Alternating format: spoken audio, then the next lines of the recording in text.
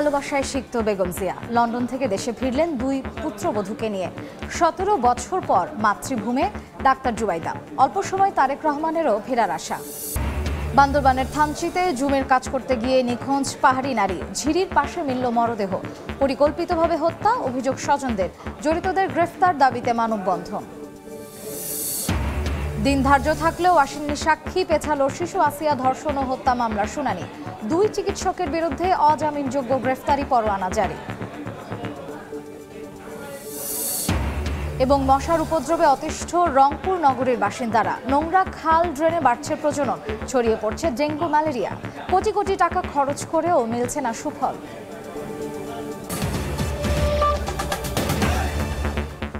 বাংলার সময়ের সঙ্গে আছি আমি মার্জিয়া শ্রেয়া। লন্ডনে 4 মাস চিকিৎসা নিয়ে দেশে ফিরে হাজার হাজার নেতাকর্মীর ভালোবাসায় সিক্ত হলেন বিএনপি চেয়ারপারসন বেগম খালেদা জিয়া।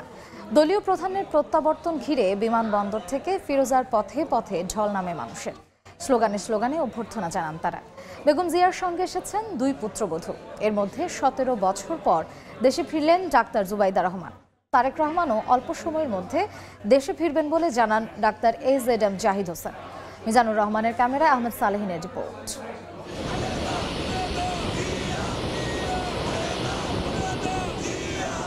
সকাল 10:40। বেগম খালেদা জিয়াকে বহনকারী কাতারের রয়্যাল এয়ার অ্যাম্বুলেন্স হজরত শাহজালাল আন্তর্জাতিক বিমানবন্দরের রানওয়ে ছুতেই উচ্ছ্বাসে ফেটে পড়েন বিএনপি নেতাকর্মীরা।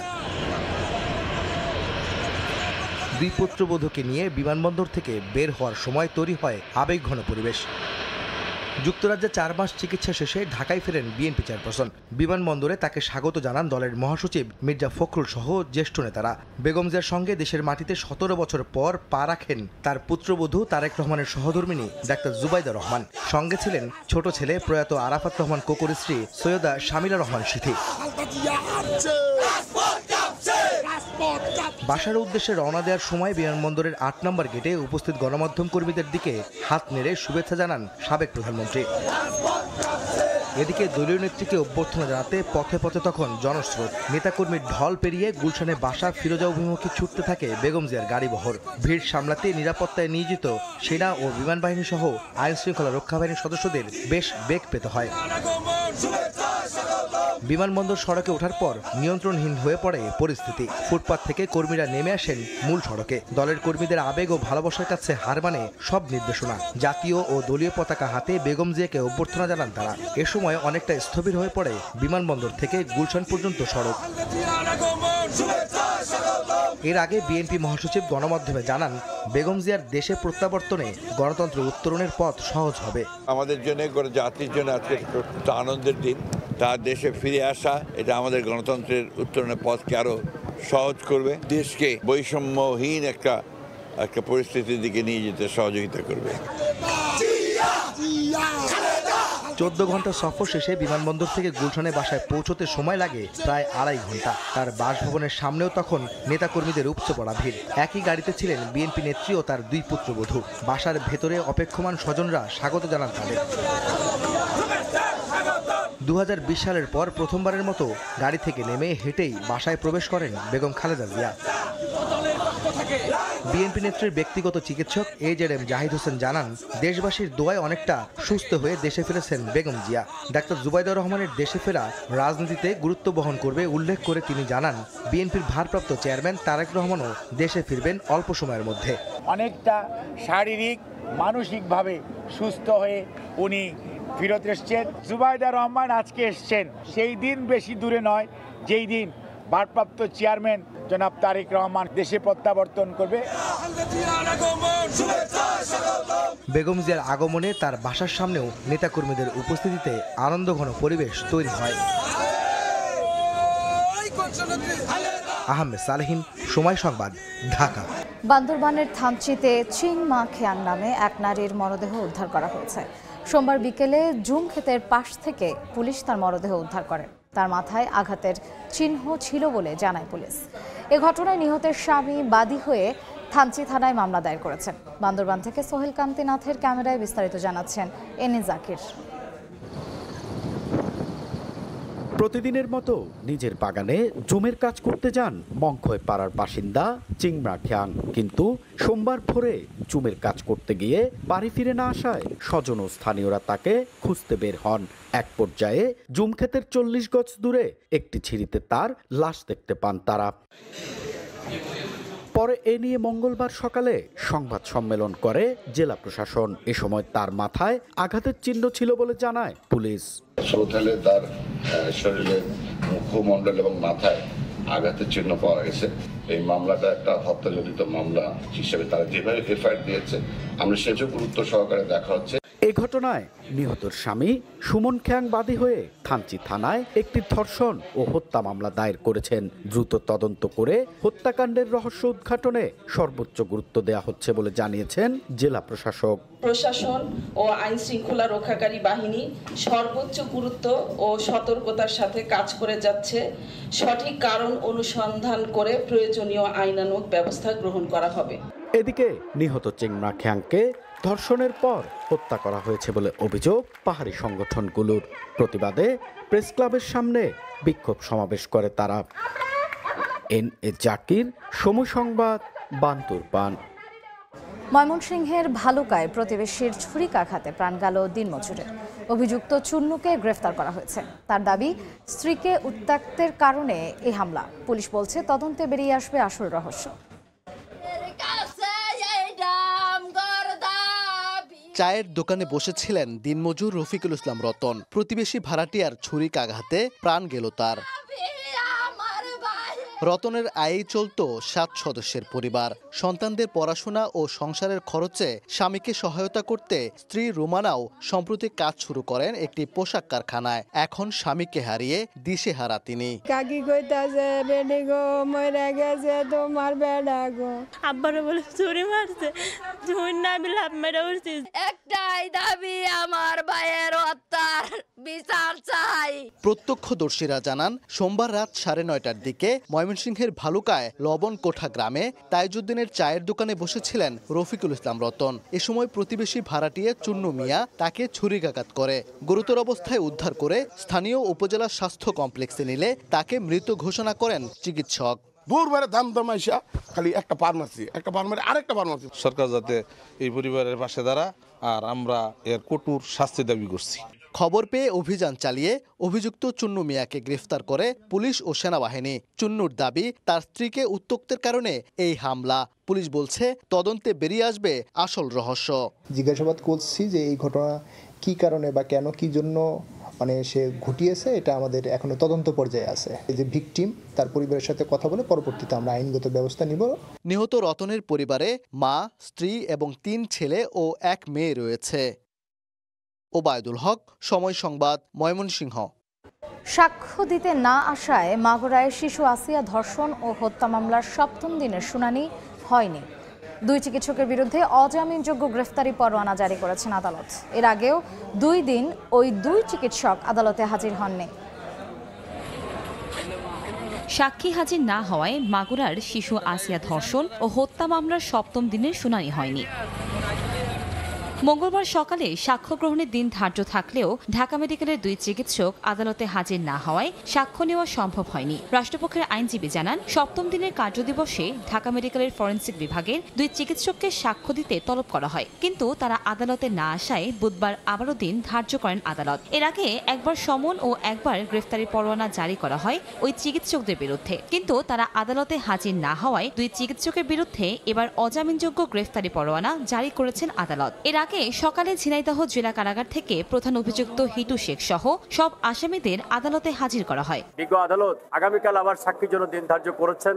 আমরা আশা করছি যে অবশ্যই আগামীকাল ঢাকা থেকে ফরেনসিক বিভাগের 2 জন ডাক্তার বিজ্ঞ আদালত এসে সাক্ষী দিবে এবং তাদের সাক্ষ্যের মাধ্যমেই এই মোকদ্দমার সাক্ষ্য গ্রহণ সমাপ্ত হবে এবং সাক্ষ্য গ্রহণ সমাপ্ত হতে বাকি যে প্রসেস আছে প্রসেস মেনটেন্স করে অতি দ্রুতই এই মোকদ্দমায় রায় ঘোষণা হবে। গত 6 মার্চ মাগুরা সদরের নিজ নান্দুয়ালি গ্রামে বোনের শ্বশুর হিটু শেখ শিশু আসিয়াকে ধর্ষণ করে হত্যার চেষ্টা করে। পরে চিকিৎসাধীন অবস্থায় 13ই মার্চ রাজধানীর সম্মিলিত সামরিক হাসপাতালে মারা যায় আসিয়া। এই ঘটনায় তার মা বাদী হয়ে মামলা করেন। এই মামলায় 13 এপ্রিল পুলিশ চার্জশিট দাখিল করে। পরে 23 এপ্রিল অভিযোগ গঠনের মধ্য দিয়ে বিচার কাজ শুরু হয়।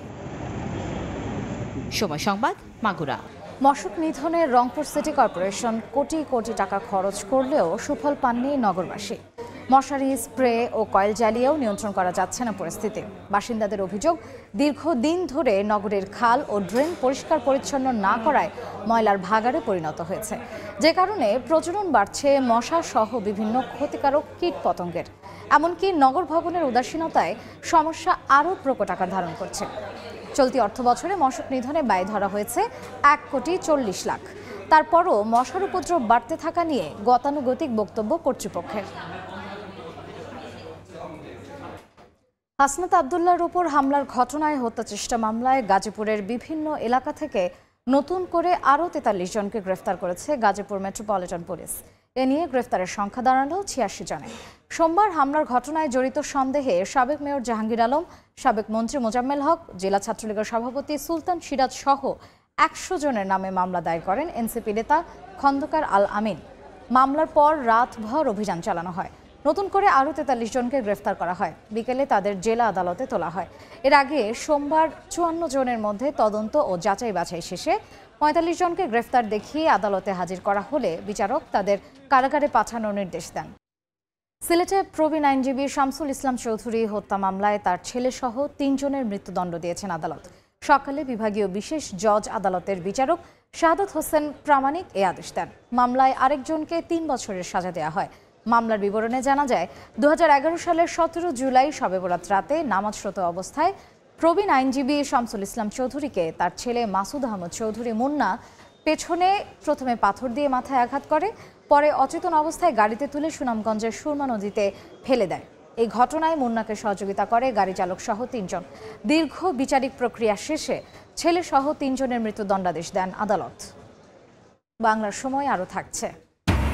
উত্তরাঞ্চলে ছড়িয়ে পড়েছে গবাদি পশুর লাম্পি স্কিন রোগ। সরকারি ভ্যাকসিনের স্বল্পতা, আতঙ্কিত না হওয়ার পরামর্শ প্রাণী সম্পদ বিভাগের। ঈদকে সামনে রেখে শঙ্কায় খামারিরা। নারায়ণগঞ্জে হকার জুবাইর হত্যা মামলায় 4 জনের মৃত্যুদণ্ডাদেশ ও 2 জনের যাবজ্জীবন কারাদণ্ড দিয়েছেন আদালত। দুপুরে অতিরিক্ত জেলা ও দায়রা জজ আদালতের বিচারক মোহাম্মদ আক্তারুজ্জামান ভূঁইয়া এ রায় দেন। মামলার বিবরণে জানা যায়, 2021 সালের 14 অক্টোবর বিকেলে শহরের বিবি রোডে ফুটপাতে দোকান বসানোকে কেন্দ্র করে হকার জুবাইরকে প্রকাশ্যে ছুরিকাঘাতে হত্যা করা হয়। এ ঘটনায় নিহতের জুবাইরের মা মুক্তা বেগম বাদী হয়ে 8 জনের নাম উল্লেখ করে ও অজ্ঞাত আরও 5 জনকে আসামি করে সদর মডেল থানায় হত্যা মামলা করেন। পরে তদন্ত শেষে 8 জনকে অভিযুক্ত করে আদালতে অভিযোগপত্র দাখিল করে পুলিশ। দীর্ঘ বিচারিক প্রক্রিয়া শেষে এ রায় দেন আদালত। নাটোরে ব্যাটারি চালিত ভ্যান উল্টে খাদে পড়ে প্রাণ গেল এক যুবকের। সকালে সিংড়া উপজেলার চামারি এলাকা থেকে ব্যাটারি চালিত ভ্যানে করে নাটোর শহরে যাচ্ছিলেন ফেরদৌস। পথে গোবিন্দপুর এলাকায় পৌঁছালে নিয়ন্ত্রণ হারিয়ে ব্যাটারি চালিত ভ্যানটি উল্টে খাদে পড়ে। গুরুতর অবস্থায় তাকে উদ্ধার করে হাসপাতালে নিলে মৃত ঘোষণা করেন চিকিৎসক। 6 দফা দাবিতে বরিশালে আন্দোলন করার সময় সরকারি নার্সিং কলেজের শিক্ষার্থীদের ওপর হামলার অভিযোগ উঠেছে। অন্তত 4 জন আহত হয়েছেন। শিক্ষার্থীরা জানান, পূর্ব ঘোষণা অনুযায়ী সকালে কলেজের প্রধান গেটে তালা ঝুলিয়ে দেওয়া হয়।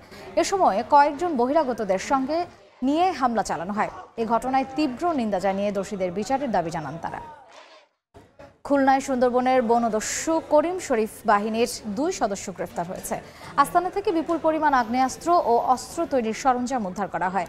কোস্টগার্ড জানায়, গতরাতে সুন্দরবনের শিবসা নদী সংলগ্ন আদাসগি এলাকায় অভিযান চালানো হয়। এ সময় শরীফ বাহিনীর সদস্য সাদ্দাম খান ও আব্বাস মোল্লাকে গ্রেফতার করা হয়। গাইবান্ধা ও নীলফামারীতে ছড়িয়ে পড়েছে গবাদি পশুর লাম্পি স্কিন রোগ। খামারিরা বলছেন, অনেক এলাকায় চিকিৎসা করেও মিলছে না সমাধান। রয়েছে সরকারি ভ্যাকসিনের স্বল্পতাও। কোরবানি ঈদের আগে এমন রোগের প্রাদুর্ভাবে তারা আতঙ্কিত। তবে আতঙ্কিত না হয়ে নিয়মিত চিকিৎসার পরামর্শ প্রাণী সম্পদ বিভাগের। কোরবানির পশুর হাটকে কেন্দ্র করে গবাদি পশু পরিচর্যায় ব্যস্ত খামারিরা। এখন চলছে হৃষ্টপুষ্টের কাজ। বছরের সবচেয়ে বড় পশু বিক্রির সুযোগ যখন কাছেই, তখনই দেখা দিয়েছে পশুর লাম্পি স্কিন ডিজিজ। গাইবান্ধা ও নীলফামারীর বিভিন্ন খামারে ব্যাপক আকারে ছড়িয়ে পড়েছে গবাদি পশুর ভাইরাসবাহী এই রোগ। ছড়াচ্ছে এক পশু থেকে অন্য পশুতে। সবচেয়ে বেশি আক্রান্ত হচ্ছে অল্প বয়স্ক পশু। খামারিরা বলছেন, আক্রান্ত গরুর চিকিৎসা করেও মিলছে না সমাধান। এমনকি অনেক এলাকায় দেখা দিয়েছে সরকারি ভ্যাকসিনের সংকট। গলার নিচটা ফুলে গেছে এবং পিছনের ডান পাটা ফুলছে। আরো 5টা খুব আতঙ্কের মধ্যে আছে। গোটা গোটা ঘা বাড়ায়, এটা হলো 8-10 দিন হলো বাইরে চিকিৎসা করছি। লাম্পিংয়ের যে একটা ভ্যাকসিন আছে স্যার, এই ভ্যাকসিন না থাকার কারণে আমরা অসুবিধায় পড়তেছি। এ রোগ থেকে গবাদি পশুকে বাঁচাতে অ্যান্টিবায়োটিকের ব্যবহার বন্ধ সহ গোয়ালঘর পরিচ্ছন্ন রাখার পরামর্শ প্রাণী সম্পদ বিভাগের। পাশাপাশি আতঙ্কিত না হয়ে চিকিৎসা সেবা নেওয়ার আহ্বান সংশ্লিষ্ট কর্মকর্তার। শীতের পরে কিছু লিফলেট বিতরণ করেছি লাম্পি স্কিন ডিজিজ প্রতিরোধের জন্য। মানুষকে পরামর্শ দিয়েছে তোমরা এখন ভ্যাকসিন দাও, যে গরুটা আক্রান্ত হবে ওটা মশারির নিচে রাখার জন্য পরামর্শ দিচ্ছি। মশা মাছির উপদ্রব কমানো এবং ভাইরাল গঠিত রোগ হওয়াতে শুধুমাত্র প্যারাসিটামল এবং ভিটামিন সি এবং অ্যান্টিভাইরাল জাতীয় ওষুধ খাওয়ালে দ্রুত সুস্থতা লাভ করে। প্রাণী সম্পদ বিভাগের তথ্য মতে গত 2 মাসে লাম্পি স্কিন ডিজিজে আক্রান্ত হয়েছে গাইবান্ধার প্রায় 5000 ও নীলফামারীর প্রায় 2000 গবাদি পশু। খাদিজা স্বপ্না, সময় সংবাদ। কালবৈশাখী ঝড় ও শিলাবৃষ্টিতে কুড়িগ্রামে প্রায় 300 হেক্টর জমির ধান নষ্ট হয়েছে। চলতি বড় মৌসুমে আর কয়েকদিন পরই ধান কাটা শুরু হওয়ার কথা ছিল, অথচ হঠাৎ ঝড়ে অনেক ক্ষেতের ধান ঝরে গেছে। কৃষি বিভাগের তথ্য মতে ঝড়ে 260 হেক্টর জমির ধান সম্পূর্ণ নষ্ট হয়ে গেছে। প্রাকৃতিক বিপর্যয় এড়াতে অনেক কৃষক আধা পাকা ধান কাটছেন। এ কারণে এবছর ধানে লোকসানের শঙ্কায় চাষিরা। এদিকে মাঠ পর্যায়ে কৃষকদের সার্বিক সহযোগিতার জন্য বাতিল করা হয়েছে কৃষি বিভাগের সব কর্মকর্তা কর্মচারীর ছুটি। বাংলা সময়ের শীর্ষ সংবাদগুলো জানিয়ে দিচ্ছি আরেকবার।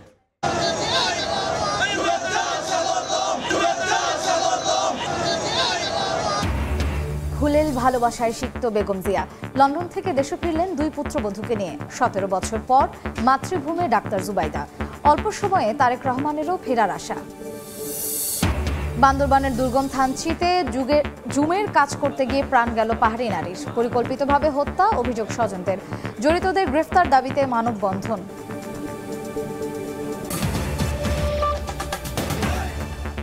এই ছিল বাংলার সময়। সঙ্গেই থাকুন সময়।